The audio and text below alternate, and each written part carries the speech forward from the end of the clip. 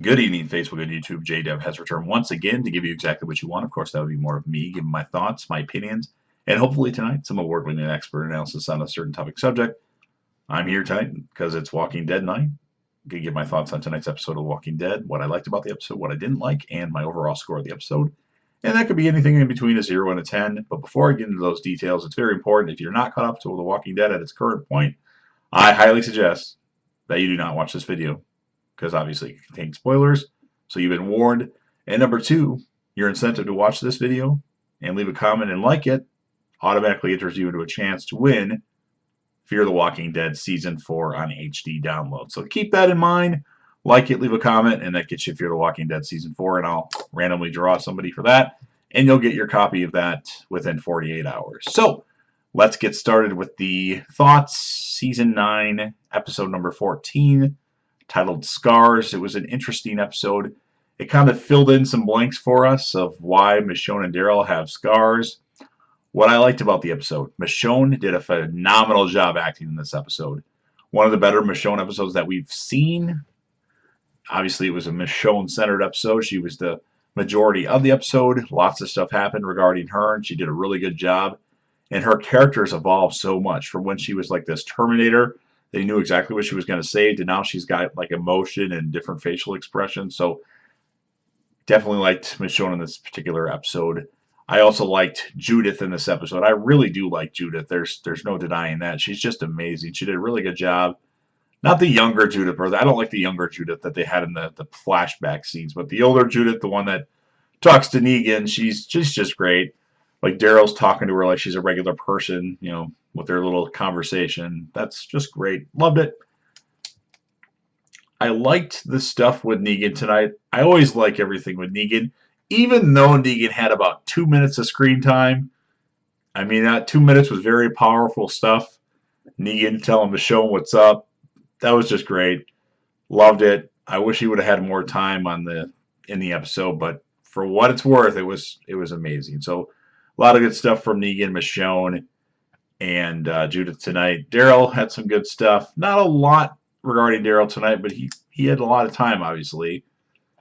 What I didn't like, I don't like the explanation of the scars. I think it's kind of thrown in, and it's completely out of nowhere. So the quick synopsis for that is Michonne has a friend named Jocelyn that she knew before the zombie apocalypse. She randomly shows up at Alexandria one day with a bunch of kids. Michonne takes her and the kids into Alexandria. They, after a while, take a bunch of kids out and want to teach them to be soldiers and teach them to be evil and whatnot, including Judith, of course, would be in that.